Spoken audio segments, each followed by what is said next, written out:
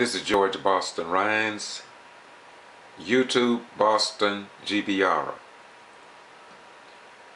Blog kvci.blogspot.com. Here in Valdosta, Georgia, we have had 30 deaths in the Valdosta-Lowndes County Jail.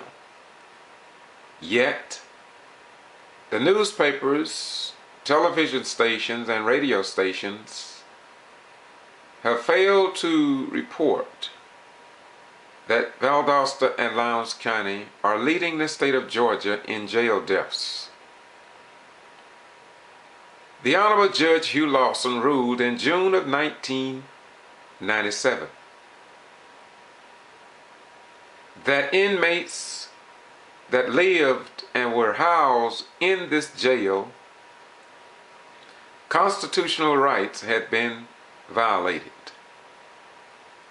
He gave 2 years for the sheriff and the Lowndes County Board of Commission to come into compliance. Yet, when we addressed this issue to the Honorable Judge Hugh Lawson, District Attorney David Miller, and the Clerk of the Court, Sarah Crow, on behalf of all citizens in our community, we've received no reply. At the time of Judge Hugh Lawson's order, there were only 3 inmates that have died for whatever reason. However, today, July 28th, 2012,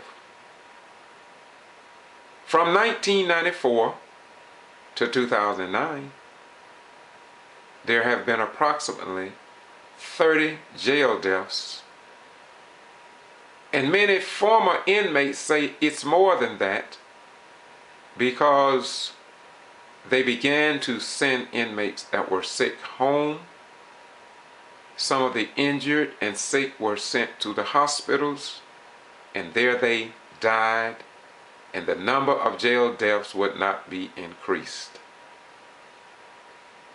This is what we were told among the civil rights circles here in South Georgia. To date, from 2009 to 2012, we do not know how many deaths have occurred in our local jail.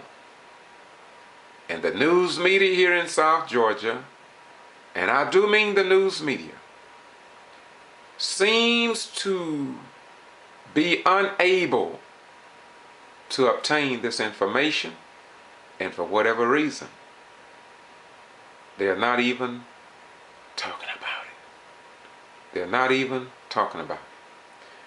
It must be noted that many of these deceased inmates were military veterans that served their nation on foreign battlefields.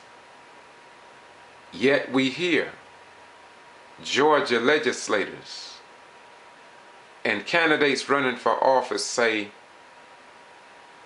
"We love the members of our armed forces." We must question that in 2012 and beyond, because for whatever reason, the Honorable Sonny Perdue, former governor of the state of Georgia, and Governor Nathan Deal has failed to even request an outside agency to come in and investigate why a little South Georgia metro city is leading the state of Georgia in jail deaths with more than Fulton County. Yet, nobody's talking about it. Nobody is reporting it, except John Quarterman and myself, because we want you informed. It is sad, and I do mean sad, that the governor of the state of Georgia, Nathan Deal, could offer and grant an executive order to remove and to disenfranchise the voters over in Brooks County, just 18 miles away, on alleged charges of voter fraud. Yet, they have never been to court, never given a speedy trial. But yet, the South Georgia Judicial Circuit, wherein I'm told have very few, if any, black judges sitting on the major bench. This is what I hear from lawyers, and I do mean lawyers, who will speak to me off the record, but they can't tell you in the public because their careers could be ruined. And so here in South Georgia, we have civil rights organization presidents, NAACP President Lee Touchton, SCLC President Reverend Floyd Rose, and other women's groups who have been fighting since 1998 to get something done here in South Georgia, but to no avail. It seems as if, though, there is a clique and a group of slicks that continues to force South Georgia to live in this condition. We are home of a federal military installation, Moody Air Force Base. We give home to Fort Valley State University, Wiregrass Technical College, Francis Lake Golf Course, Kinderloo Golf Course, even Wild Adventures Theme Park, and many other historic monuments, organizations, groups, and honorable people, down to the Marching Wildcats in Titletown, USA. Yet, we are leading the state of Georgia in jail deaths, but nobody seems to care. And I believe that it is indeed time for a change. Time for a change and time to stop these jail deaths. How many more American citizens must die in the Valdosta and Lowndes County Jail while our elected officials just sit back and placate and duplicate? But we never get a phone call.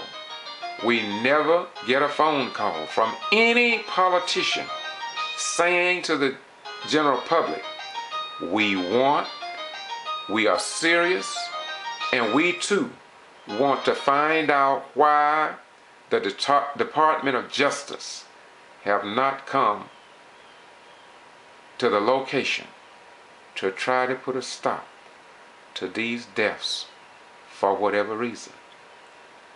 Back in 1988 and 89, several inmates under the leadership of Dorothea Patterson filed that court order 89-54-Val. I repeat, court order 54-59-Val. Yeah, but little to nothing has been done to put a stop to these deaths for whatever reason. And just a few weeks ago, another inmate died by suicide. And we have had we've had at least 8 people that committed suicide while in the custody of law enforcement officers. And yet, little to nothing has been done, and little news coverage is being reported. And so I ask you, the American people. Is this acceptable in the United States of America? What say you? What say you with your sons and your daughters being on foreign battlefields in the United States of America to defend the rights of foreigners? Yet, if they are arrested for something as little as a traffic ticket and cannot bond themselves out of jail, they could end up in one of these houses that you see on the screen, while the news media, the governor, elected officials, the DA, the coroner, lifesaver, preachers who frequent the jail to visit, and others sit back and say nothing. And I want to close by saying to you, we have addressed all public officials on the issues of jail deaths and the victims of crime. Yet, it is what it is. We're going to keep this in your face, because this is the place, kvci.blogspot.com. I too am a military veteran. I served this country for 21 years. Placed my life on the line to defend this country from both foreign and domestic enemies. Served during the Vietnam era. Yet, it seems that many of my fellow veterans have perished because some Americans simply turned their head the other way, while others buried their head in the sand like the legend concerning the ostrich bird and pretended that they didn't see a thing. What do you see? What do you see? And do we have a group of law enforcement officers, lawyers and doctors and judges and members of the Department of Justice and congressmen and senators? Do we have just one that really and truly cares about the loss of human life? And do they really respect freedom of speech and freedom of the press? And if so, why would it take a little blogger like me, John Quarterman, Lee Touchton, Reverend Rose, and a very few others to keep saying, where is the justice? Where is the proof that we are a nation of laws? This is George Boston Rhynes, Valdosta, Georgia, kvci.blogspot.com. Doing what I do because I put my life on the line to serve foreigners. And should I not do the same for the American people here at home? What say you? Don't ignore the people. Don't condemn me, but disapprove me with facts. And I will act. Bye-bye. We go.